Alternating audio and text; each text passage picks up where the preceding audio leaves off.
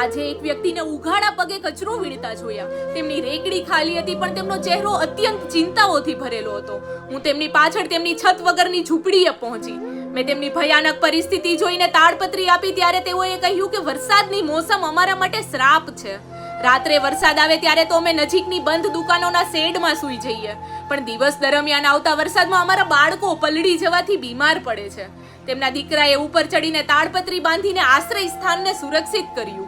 મેં તેઓને જમવાનું પૂછતા તેમણે ચૂલો બતાડતા કહ્યું કે ક્યારેક પૈસા મળે તે દિવસે આ ચૂલાના ભાઈગ ખુલ્લા હોય એમ આમાં રાંધી લઈએ છીએ. મેં રાશન કીટ આપી ત્યારે તેઓએ આભાર માનતા કહ્યું કે અમારા બાળકનું પેટ ભરાઈ જાય તો અમને તો એમને મોડકાર આવી જાય છે. આનાથી હવે તે ભૂખ્યો નહીં રહે.